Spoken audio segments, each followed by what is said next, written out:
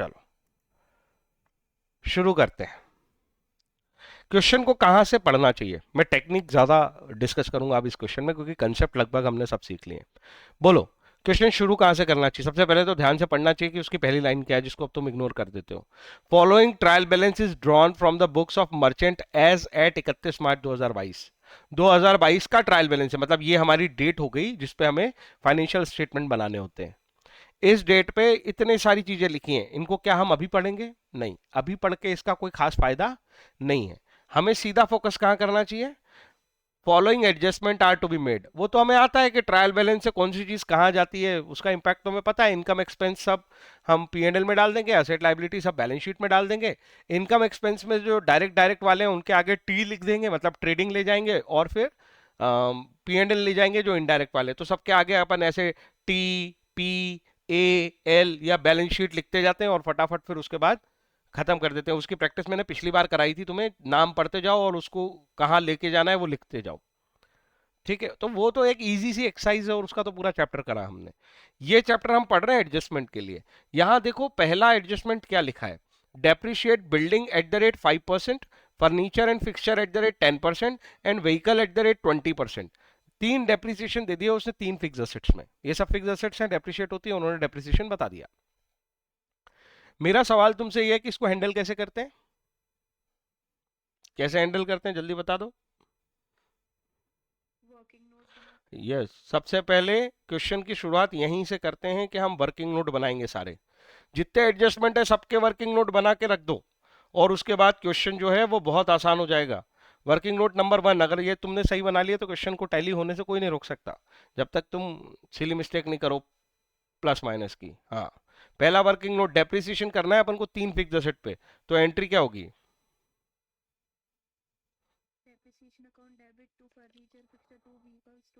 Depp to to to. एक है furniture, सबके परसेंट सेम है कि अलग अलग है?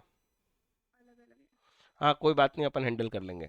हाँ, टू फर्नीचर, टू व्हीकल, और एक क्या है? To building. बिल्डिंग का तो मुझे याद है अभी, एट द रेट 5% डेप लगेगा। व्हीकल पे एट द रेट 20% है शायद, जहां तक मुझे याद है। और फर्नीचर पे 10% है। देखो, तुक्का भी ठीक हो गया। आगे चलते हैं। फर्नीचर की वैल्यू, अब सबसे पहले क्या करो, ऊपर जाते समय सब अपनी बुक में ये करेंगे, उस पर स्टार लगा लेंगे। फर्नीचर पे स्टार लगा लो, रियल में करना है ये। फर्नीचर पे स्टार लगा लो और मेरे को वैल्यू बता दो जल्दी से। ये 6400। मैं तुम्हें एक समझदारी की बात और बता देता हूँ, जहां पे कभी आगे उसे घुमाने की मौका मिलता है। ये पढ़ लिया करो, नीचे कहीं उसने फर्नीचर परचेज या इनकी डेट ना दी हो, क्योंकि उससे डेप्रिसिएशन इफेक्ट हो जाता है। सेकंड पॉइंट में ऐसा कुछ नहीं है, थर्ड में भी नहीं है, फोर्थ में भी नहीं है, फिफ्थ में भी नहीं है, और सिक्स में भी नहीं है, तो इससे अपन बच गए। 10% 6400 आया। व्हीकल का देखो कितना है, उस पर स्टार लगाओ, उसकी फिगर बताओ। 62,500 है। 6250 का डबल चाहिए हमको, क्योंकि 20% करना है। मैंने 10 का डबल कर दिया। 625 का डबल 1250, 12500। अरे इतना ही आसान है ना, कि कठिन होगा? आगे चलो, बिल्डिंग देखो। 75,000 का 10%, 7500, पर हम उसका आधा करेंगे, 5% चाहिए। 7500 का आधा करते हैं, 7,000 का आधा 3500, और वो 500 का आधा 250, 3750। सब, तो फर्नीचर पे 10% लगाए ना? अच्छा, वो 6400 का है ही। ओके, मेरे को लगा तूने वो करके बता दिया मेरे को, सॉरी। ठीक है, तो 640 ही हो गया। आगे चलो, इनको जोड़ देते हैं, फटाफट जोड़ो। 12,000, 3,000, 15,000, 15,500, 15,500 के बाद 700 जोड़ोगे तो 16,200, 16,200 में 600 जोड़ोगे तो 16,200, 16,800, 890। यही होना चाहिए। एक बार सब रीचेक कर लो, ये हो गया।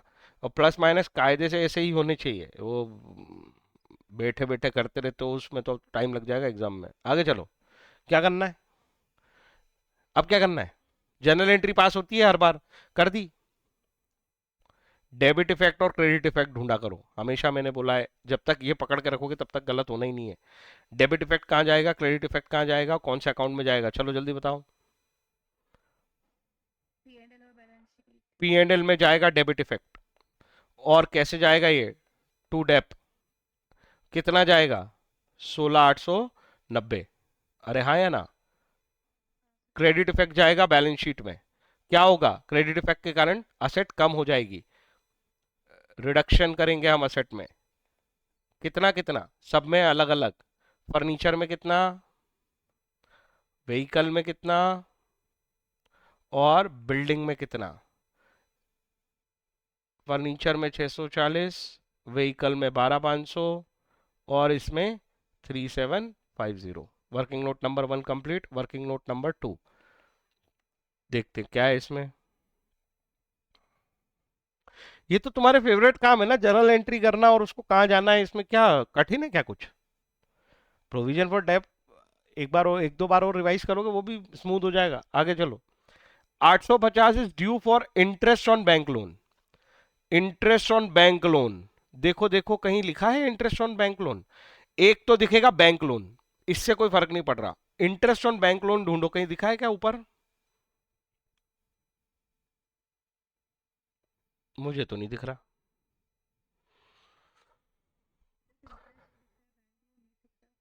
इंटरेस्ट दिख रहा है,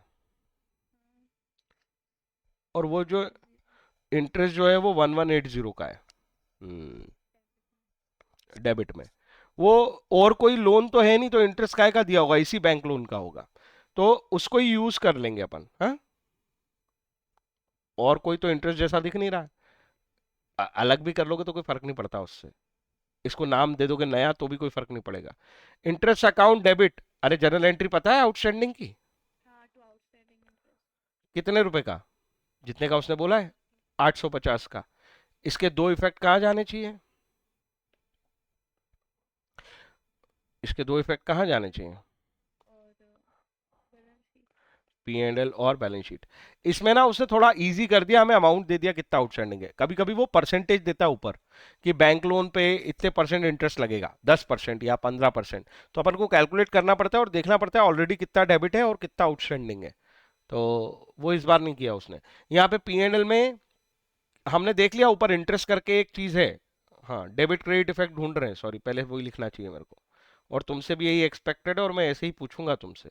ये डेबिट लिखा, ये क्रेडिट लिखा, डेबिट में किस साइड जाएगा, पी एंड एल अकाउंट में, और क्रेडिट इफेक्ट कहाँ जाएगा, बैलेंस शीट में। बैलेंस शीट में किस में जाएगा, लाइबिलिटी साइड, ठीक है। पी एंड एल अकाउंट में ऑलरेडी इंटरेस्ट का अकाउंट है, तो उसमें ऐड कर देना इनर कॉलम में, ऊपर जाके स्टार लगा लो।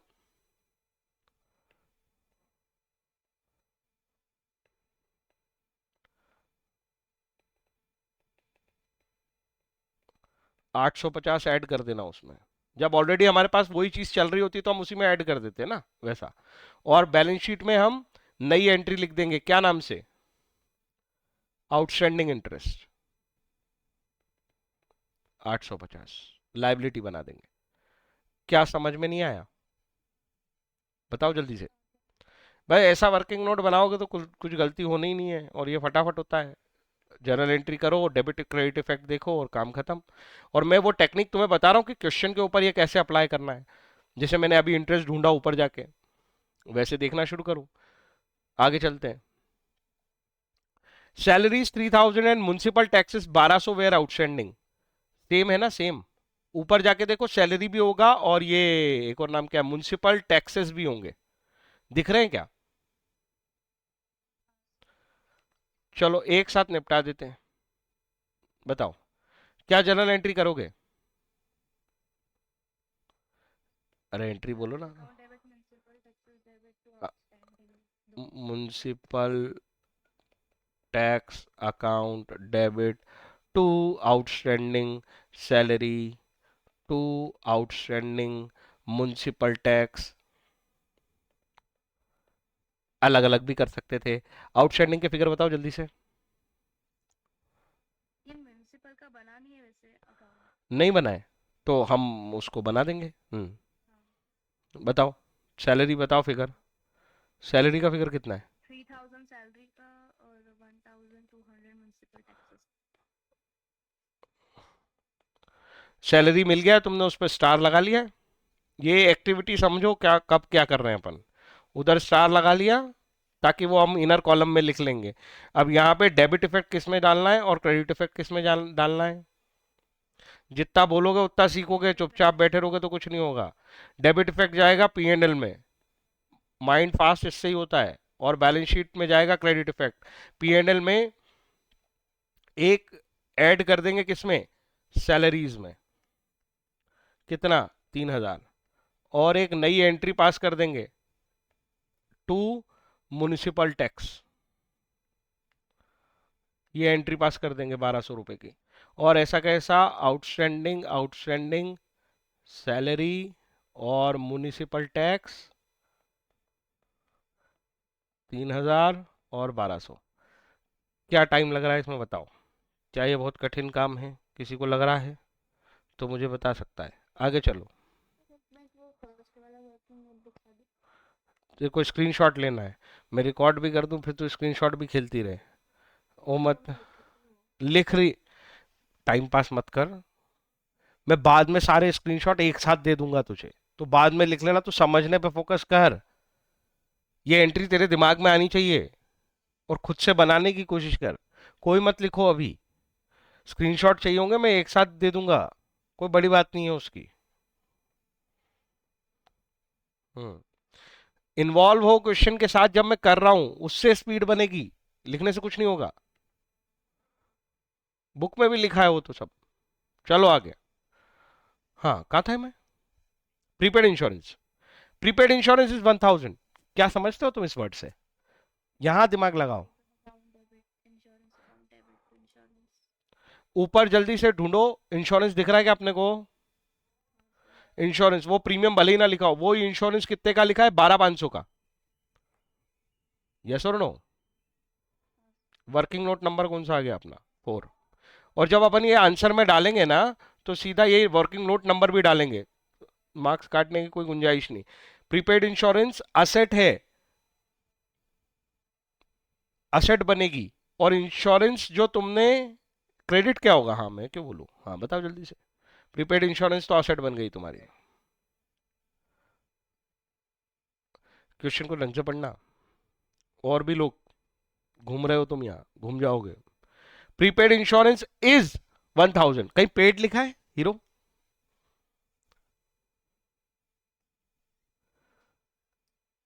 प्रीपेड इंश्योरेंस तभी लिखा होगा जब पेड हो गया होगा। और कोई, किसी की राय। ऊपर इंश्योरेंस लिखा है 12,500, नीचे लिखा है प्रीपेड इंश्योरेंस इज 1,000। दोनों को जरा जोड़ने की कोशिश करो, इंडिविजुअल के देख लो। मतलब 12,500 का इंश्योरेंस तुम पे कर चुके हो, उसको रिकॉर्ड भी कर चुके हो, और यहां मैं तुम्हें एडिशनल जानकारी दे रहा हूं कि तुम्हारे इंश्योरेंस में प्रीपेड है 1,000। ये वही वाली कहानी होगी कि हमारे कुछ साल का पोर्शन, मतलब कुछ पोर्शन बचा होगा हमारे प्रीपेड इंश्योरेंस की सर्विस का, जो अगले साल में गिरेगा जाके, उसकी वैल्यू है ये 1,000। तो वो 12,500 में ऑलरेडी शामिल है। एक ऐसा एक्सपेंस जो तुम्हें पूरा एक्सपेंस रेवेन्यू नेचर पे बुक कर लिया है, एक एक खर्चा 12,500 तुमने पूरा इंश्योरेंस बोल दिया उसको, उसमें से 1,000 तो प्रीपेड है। ये हुआ ना इन दोनों का कॉम्बिनेशन, कि और कुछ होगा। अब तुम बताओ तुम्हारी स्टोरी, मैंने बता दी मेरी। बताओ बताओ। अरे आर्यन, बोल भाई। ये पहले भी हैंडल किया है हमने। हम्म। इसको पूरा रेवेन्यू ट्रीट कर लिया था, बोलो इसी साल सब खर्च हो गया, और आखिरी दिन समझ में आ रहा है अरे नहीं, 1,000 रुपए तो अगले साल भी जाएंगे अपने, तो उस 1,000 को हम इसमें से कम करेंगे ना। चलो मुझे बताओ, डेबिट और क्रेडिट इफेक्ट फटाफट। डेबिट इफेक्ट में, डेबिट इफेक्ट में उसने बोला पीएनएल बैलेंस शीट में, मैं बोल रहा हूं बैलेंस शीट जाएगी। डेबिट में बैलेंस शीट होगा इस बार, और बैलेंस शीट में असेट रिकॉर्ड होगी। अरे हाँ या ना, प्रीपेड के नाम से एक नई एसेट 1,000 रुपए की, ये है डेबिट इफेक्ट, क्योंकि हम एक असेट ला रहे हैं। क्रेडिट इफेक्ट जाएगा किसमें, पीएनएल अकाउंट में। सर पीएनएल में क्रेडिट इफेक्ट कैसे जाएगा, credit effect P and L में, कोई दिमाग लगा के बताओ, चलो इतना आंसर तो मैंने बता दिया तुम्हें, तुम इतना ही दिमाग लगा लो, पी एंड एल में क्रेडिट इफेक्ट कैसे जाएगा। इनकम साइड लिख दूं? हाँ, रिडक्शन कर देंगे अपन एक एक्सपेंस का, जब कोई एक्सपेंस रिड्यूस कर रहे हैं, इस वजह से मैं कह रहा हूं ये क्रेडिट इफेक्ट है।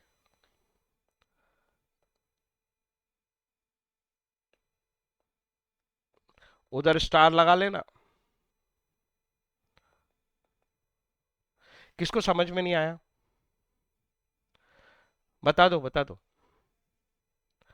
किसको समझ में नहीं आया? क्रेडिट डेबिट इफेक्ट पे ध्यान रखोगे तो शार्प होते जाओगे, गलतियां नहीं होंगी फिर। आगे चलो। 1/3 of the commission received is in respect of the work to be done next year. पहले तो इसका मीनिंग बता दो मेरे को, इस लाइन का, इस लाइन का क्या मीनिंग है? टेल मी।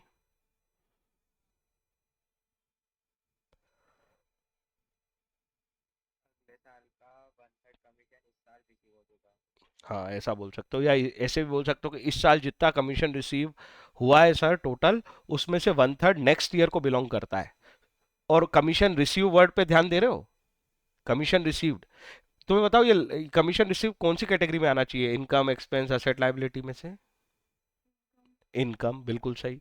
तो कमीशन रिसीव मेरी इनकम है, जो मुझे रिसीव हुई है उसमें से 1/3 तो अगले साल जाएगी, ये मुझे पता चल रहा है। तो मुझे क्या करना चाहिए, पूरी कमीशन रिसीव ऊपर देखो कहां लिखा है, कमीशन रिसीव दिख रहा है 3750। ये 3750 क्या मेरी इसी साल की इनकम मानूं ये इंफॉर्मेशन पढ़ने के बाद, या इसमें से 2/3 इस साल की इनकम है और 1/3 मेरी लाइबिलिटी है? लाइबिलिटी समझ में आई क्या? फ्यूचर, फ्यूचर परफॉर्मेंस करना पड़ेगा, इनकम मिली है, इनकम फ्यूचर में क्या करना पड़ेगा, परफॉर्म करना पड़ेगा। तो ये 1/3 लाइबिलिटी बन जाएगी। अरे हाँ कि ना, किसको समझ में नहीं आया? वर्किंग नोट नंबर है 5। भाई जो लोग बिल्कुल नहीं बोल रहे हैं, कम से कम हाँ हूं तो बोला करो, आंसर तो देते नहीं हो। वर्किंग नोट नंबर 5, एंट्री बोलो। कमीशन रिसीव्ड इनकम को कम करना है, जब मैं ऐसा बोलूं तो क्या करना चाहिए? ये तुम भी बोल सकते हो अपने आप से और आंसर भी बोल सकते हो, बोलो तो। एक इनकम को कम, कमीशन रिसीव्ड डेबिट करना चाहिए सर, इनकम कम कर रहे हो आप। और कितनी करना है, 1/3 कम करना है, 1/3 समझ रहे हो ना? 3750 की 1/3, 1250। इसको बहुत सारे तरीके से कर सकते हो, जैसे 3000 का डिवाइड बाय 3 तो 1000, और 750 डिवाइडेड बाय 3 250। टू टू इनकम कम करके क्या बना दी हमने, लाइबिलिटी। एडवांस इनकम का कंसेप्ट है ये। अरे हाँ या ना? एडवांस इनकम ऐसे दिखेगी क्वेश्चन में। आगे चलो, तो ये 1250, अब हमें इंपैक्ट डालने, क्रेडिट डेबिट डेबिट इंपैक्ट बताओ जल्दी से। जनरल एंट्री को देख के ही बहुत सारा समझ में आ जाता है। इनकम कम हुई है, यही है डेबिट इफेक्ट। और इनकम कम होना कहाँ दिखेगा? यस, तो डेबिट इफेक्ट पीएनएल में जाएगा सर, और उस रिडक्शन इन इनकम होगा, कमीशन रिसीव क्रेडिट साइड पे दिखेगी ये, और उसमें से हम माइनस कर देंगे 1250। और इसका बताओ जरा, दूसरा इंपैक्ट क्रेडिट इफेक्ट। हाँ, बैलेंस शीट में लाइबिलिटी साइड, और इसे हम क्या करेंगे, लिख देंगे एज इट इज, नई आई, नई लाइबिलिटी हमने बनाई है, एडवांस कमीशन। लाइबिलिटी साइड पे लिख दोगे 1250। आगे चलते हैं, अगली कहानी क्या है? अगली कहानी आ गई अपनी favourite, write off further, further 1000 as bad debt. ऊपर अगर बेड डेट है तो उसको, वो रिकॉर्ड हो चुकी है, हमें अभी एक नई एंट्री करनी है बेड डेट की। और बेड डेट की एंट्री वन टाइम में बोल के दिखाओ। बेड डेट की एंट्री क्या होती है, मैंने कहा था कभी हिलना मत उससे। हाँ, बेड डेट टू डेटर ही होती है। और बोलता है वो, and provision for doubtful debt is to be made equal to 5% on salary debtor. ये वो वाला है जो हमें इस साल के अंत पे मेंटेन करके आगे जाना है। तो जब हम पूरा डेटर निकाल लेंगे, उसमें जो डाउटफुल डेटर्स हैं उस पे 5% बना देंगे, वो हमारा बैलेंस कैरिड डाउन होगा जो हमें मेंटेन करना है। ऊपर जाके सबसे पहले तो हम ये देखते हैं कि प्रोविजन ऑलरेडी बना हुआ है क्या। अगर नहीं होगा तो बिल्कुल नया बनेगा, और अगर है तो है। मिल गया? बना हुआ है। तो ये ओपनिंग प्रोविजन हुआ। देखो भाषा पे पहले ही खत्म कर लेते क्वेश्चन को। ये ओपनिंग प्रोविजन हुआ 2000। पिछले साल से हम सोचते हुए आ रहे थे बेड डेट होगी, बेड डेट होगी, बेड डेट होगी। फिर क्या हुआ? क्या रियल में बेड डेट हुई? ऑलरेडी रिकॉर्डेड वाली देखो, दिख रही है मेरे को 1250, दिखी तुम्हें? उसके ऊपर लिखी है 1250। इतनी तो बेड डेट हो गई और हमने रिकॉर्ड भी कर दी। अब हमें पता चल रहा है फर्दर बेड डेट कितनी हो गई है, 1000। और हमें प्रोविजन कितना मेंटेन करना है, 5%। चलो हिसाब बनाते हैं। जो रियल में बेड डेट हो गई है उतने से तो डेटर ऑलरेडी नीचे आ जाएगा। Working note, working note number 6। देखो ऊपर जाओ और ढूंढो तुम्हारे डेटर कितने हैं, उस पर स्टार भी लगाओ और अमाउंट भी बताओ। स्टार लगाना मत भूलना जितने पे एडजस्टमेंट मार रहे हैं अपन। हाँ, डेटर बताओ। 38,000 के डेटर थे, जिनमें वो ऊपर वाली बेड डेट तो रिकॉर्ड भी हो चुकी है। अब हमें इसमें से फर्दर बेड डेट माइनस करनी है। अभी एंट्री बाद में करेंगे। Further bed date, bed date 1,000 रुपए की बेड डेट हुई जो हम रिकॉर्ड करेंगे अभी। ये नई रिकॉर्डिंग है इसलिए इसकी वजह से डेटर क्रेडिट होगा। समझ लो ना कौन सी एंट्री हो रही है। ये क्यों हुआ? क्योंकि हम एक एंट्री पास कर देते हैं, bad debt account debit to debtor. इस वजह से ये एंट्री पास हो गई। तुम इसको नीचे कर सकते हो सिस्टमेटिकली, मैंने बता दिया बस यहाँ दिखाने के लिए कि यही माइनस कर दिया मैंने इसको। अब ये बची है 37,000 हमारे डेटर की वैल्यू। पुराने प्रोविजन को यहां लाते हैं क्या? नहीं, यहां केवल अब क्या आएगा, जो ये कौन सी डेट को बन रहा है, इस साल की आखिरी डेट को। तो जो प्रोविजन हमें आगे ले जाना है वो आएगा। क्लोजिंग प्रोविजन आता है यहाँ। प्रोविजन फॉर डीडी कितना मेंटेन करना है, 5%, जिस पे डाउट हो। तो इनमें से कुछ भी डेट पे कोई श्योरिटी नहीं है। इसको अपन अपने पार्ट में ले लेंगे सॉल्यूशन के हर बार, तो गलती होगी नहीं। तो 37,000 में कुछ भी डाउटफुल नहीं है, सॉरी कुछ भी श्योरिटी नहीं है, सारे ही डाउटफुल है। इन्हीं पे 5% आएगा डाउट। तो 10% होता है 3700, 3700 का आधा कर दो, 350 और 1500, 1850। 1850 का प्रोविजन बनेगा क्लोजिंग। और हमारा नेट डेटर कितना बाहर चला जाएगा, 36, 35, 150। इसको तुम as it is balance sheet में यूज कर सकते हो अपने वर्किंग नोट को ही। समझ रहे हो? ये तुम्हारा वर्किंग नोट, उधर स्टार लगा लेना कि ये कर दिया अपन ने। As it is balance sheet में ऐसा का ऐसा छाप लेना बाद में। ये वर्किंग का पार्ट भी हो गया और बैलेंस शीट में भी दिख जाएगा ऐसे ही प्रेजेंटेशन। आगे चलते हैं। ये आउटर कॉलम में निकालने की कहानी बनाई मैंने, आगे चलो। अब मुझे ढूंढना है पीएनएल में कितना इफेक्ट जाएगा। समझ लो ना, ये तो हो गया बैलेंस शीट, ये हो। चलो पीएनएल का इफेक्ट बताओ, पीएनएल को ढूंढना है मुझे। पीएनएल ढूंढने के लिए मैंने क्या सिखाया था, किसी को याद आ रहा है? जब प्रोविजन फॉर डीडी का हमारे पास ऑलरेडी बैलेंस हो और एक बैलेंस हम निकाल रहे हैं क्लोजिंग वाला, तो जल्दी से क्या बना लो, अकाउंट। तो सब कुछ आसान है। By balance brought down. Already हमारे पास कितने का बैलेंस प्रेजेंट है, 2,000 रुपए का। देखो मेरी मेमोरी बता रही है, क्या तुमने देख लिया इसे? टू बैलेंस कैरिड डाउन, कितना प्रोविजन हमने अभी बनाया है, 18,7, 1850, हाँ 1850। 1850 हमने अभी बनाया। और अब कितनी बेड डेट हो गई हैं, क्योंकि हमने पहले से एस्टिमेट लगा रखा है तो सारी बेड डेट इसमें ही क्लोज होंगी। यही सिखाया था ना, सारी बेड डेट प्रोविजन में क्लोज होगी, पीएनएल में नहीं। हाँ, तो टू बेड डेट, ध्यान रखना उसको स्टार लगा लेना ऊपर वाली बेड डेट को, कहीं पीएनएल मत ले जाना, आंसर नहीं मिलेगा नहीं तो। मैं जो ऑलरेडी बेड डेट थी, मुझे जहां तक याद है 1250, चेक करो। ये वो ऑलरेडी रिकॉर्डेड वाली ले ली मैंने, और अभी मेरे को फर्दर रिकॉर्डिंग में 1,000 मिली है। जो भी बेड डेट हुई है, जब प्रोविजन बना हुआ है तो सारी बेड डेट इसमें क्लोज होंगी। ये देखो क्लोजिंग एंट्री पास हो रही है। जैसे PNL to bad debt normal case में करते हैं हम, प्रोविजन बना देते हैं तो फिर उसमें क्लोज करेंगे। और यहां पे टोटल कितना आ जाएगा, 2250। अब जरा भाषा में करो, वो ऐसे तो कर ही लोगे यार, इसमें कुछ नहीं है, ये बैलेंसिंग करके आप फिगर निकल जाएगा, पर रटना क्यों है? 2000 का मेरे पास ऑलरेडी एस्टिमेट था कि बेड डेट होगी, कितनी हो गई? 2250 की हो गई। एक्स्ट्रा कितनी हो गई? 250 रुपए की हो गई। और मुझे, मतलब ये 250 रुपए तो ऑलरेडी एक्स्ट्रा हो गया है, जिसका मैंने एस्टिमेट भी नहीं किया था। और अभी मुझे 1850 मेंटेन करना है, तो पता है 1850 नया खर्च, मतलब नया एक तरह से एस्टिमेट, और 250 पुराना अपने ऊपर कैरी फॉरवर्ड आ रहा है। तो 1850 में 250 ऐड कर लो, 19, 19 के बाद 2 21, यहाँ पे 2100 आएगा। और ये 2100 हमें अभी बनाना पड़ेगा, और बनता किससे है ये? पी एंड एल से। और ये जनरल एंट्री पास हो रही है, लेजर भले ही दिख रही हो, एंट्री क्या पास हो रही है? ये P and L account debit to provision for doubtful debt, ये क्रिएशन की एंट्री पास हो गई है।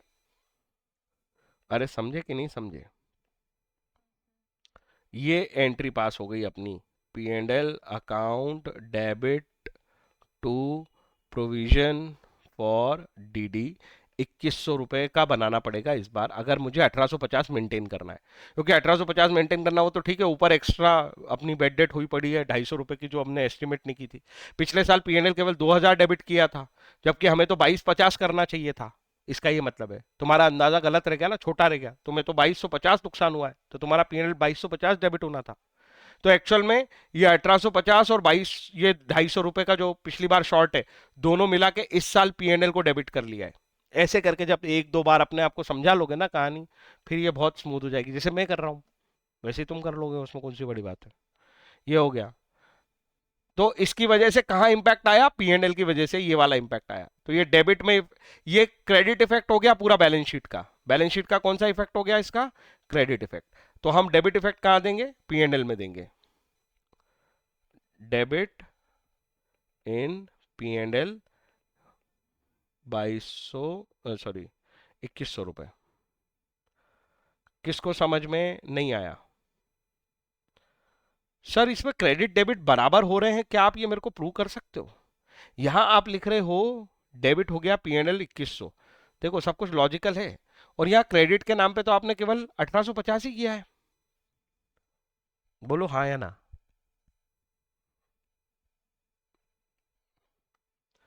मैं प्रूव कर सकता हूं।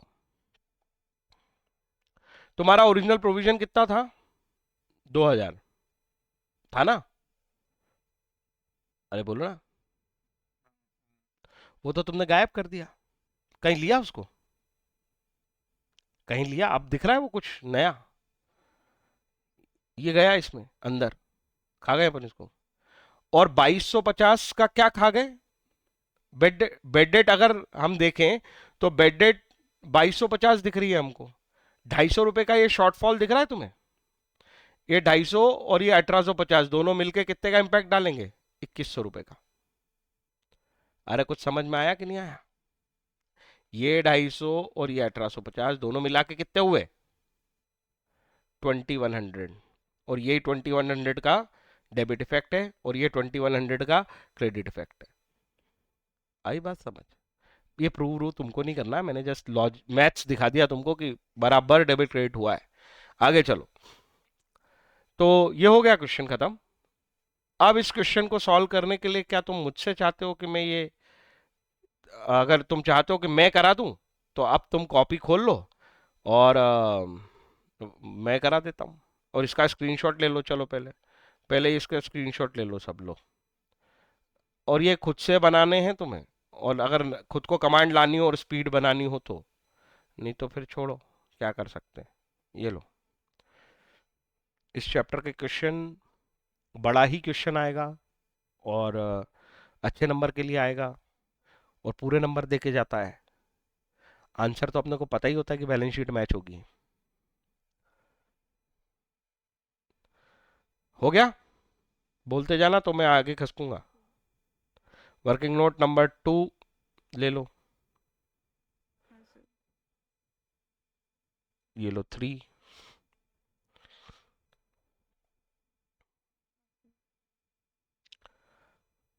ये लो 4। ओके।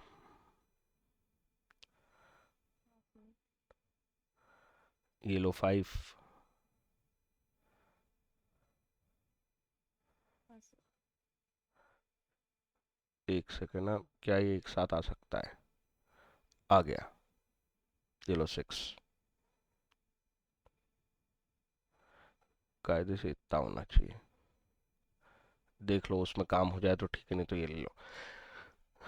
देखो एक छोटा सा सजेशन मेरा और है, वो इस पे है कि इसको जब पढ़ना ना, अब ब्लैंक क्वेश्चन भी मिलता है कभी, इसका छोड़ो पिछले चैप्टर का भी, तो हमेशा परचेज रिटर्न और सेल्स रिटर्न को हमेशा मतलब परचेज और सेल्स रिटर्न दिख जाए तो हमेशा मार्क लगा लो परचेज और सेल्स पे, क्योंकि अपन उसको इनर कॉलम में लिखेंगे और वो परचेज और सेल जो है वो उसमें से माइनस कर देंगे। ठीक है, एक मिनट, इस क्वेश्चन में एक मजा है, इसमें परचेज एडजस्टेड दी है, इसमें परचेज एडजस्टेड दी है, उसने कर रखी है माइनस। रिटर्न, रिटर्न को बोलते हैं नेट परचेज, प्लीज, हाँ भूल गए हो तुम ये बात।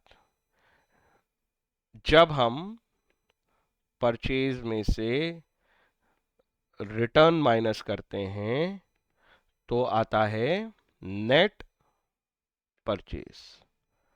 अब तुम मुझे बताओ, एडजस्टेड परचेज मैंने सिखाया था तुम्हें, तुम भूल गए हो? वो होता है नेट परचेज, नेट परचेज तो होता ही है, रिटर्न तो माइनस होता ही है, और क्या होता है, plus opening minus closing stock. और वो जर्नल एंट्री करवाई थी इसके लिए मैंने, याद है तुम्हें कि भूल गए हो? ओपनिंग को उसमें ट्रांसफर कर रहे हैं तो परचेज बढ़ रहा है, purchase to opening stock, closing stock to purchase, और ये रिटर्न को भी माइनस कर रहे हैं तो रिटर्न टू नेट परचेज। याद आया? अरे याद भी आया कि ऐसे ही बोल दिया मैंने सब?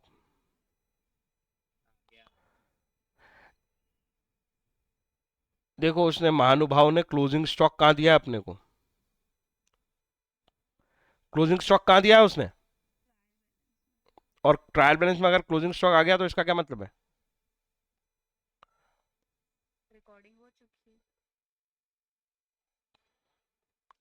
फिर परचेज एडजस्टेड दे रहा है, इन दोनों का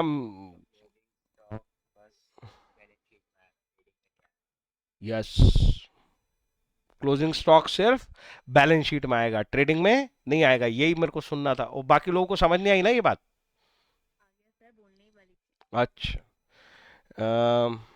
एक मिनट, देखो मैं तुम्हें दिखा देता हूँ कहानी, अगर ये आंसर भेजे हैं तुमने, ये तो पीएनएल आ गया, अच्छा यही बना हुआ है ट्रेडिंग, ये देखो, ना इसमें ओपनिंग है ना इसमें क्लोजिंग है, क्यों? क्योंकि एडजस्टेड परचेज है। अरे बोलो ना हाँ, दिखा?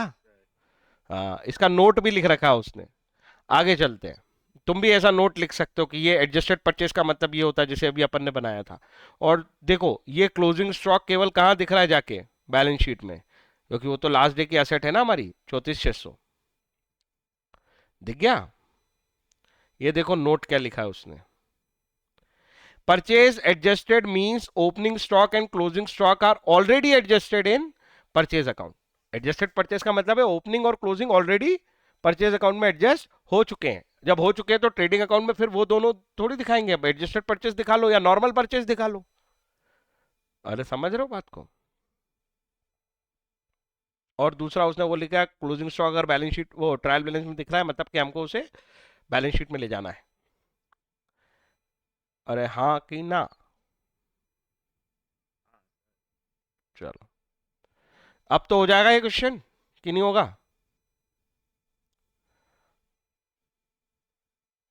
अरे क्वेश्चन हो जाएगा कि नहीं होगा भाई? हाँ। अच्छा क्वेश्चन है ये एग्जाम के लिए, इसमें लगभग सारी कहानी आ गई, और ये वाली भी आ गई अपनी एडजस्टेड परचेज वाली भी, इसमें प्रोविजन फॉर डाउटफुल डेट भी पूरा है, तो इसको तो लगाओ 5 स्टार। एग्जाम टाइम पे सबसे पहले यही क्वेश्चन सॉल्व कर लो, अगर ये हो गया तो समझ लो कि तुम्हें चैप्टर में सब कुछ आता है। एडजस्टेड परचेज की कहानी भी आती है, क्लोजिंग स्टॉक को भी लेके फंडे क्लियर हैं, और ये प्रोविजन फॉर डीडी को लेके भी फंडे क्लियर हैं, और इसमें वो भी थी बढ़िया अपनी एक एडवांस इनकम आ गई थी, आउटस्टैंडिंग एक्सपेंस आ गए थे, डेप्रिसिएशन आ गया था, प्रीपेड इंश्योरेंस आ गया था। So it's a good question. ठीक है, इससे काफी सारा चैप्टर कवर हो गया, करीब 80-90%। ठीक है, तो इसको तो करो, रखो हमेशा रिवीजन में जब भी रिवाइज करना है। हाँ, provision for discount on data अगले टाइम के लिए रखेंगे, यहां तक अच्छे से प्रैक्टिस हो जाए तुम्हारी तब। अनसॉल्व जरा भेजो तो, कौन से क्वेश्चन तुम कर सकते हो। अभी तक मैंने कितने करवाए तुमसे अनसॉल्व?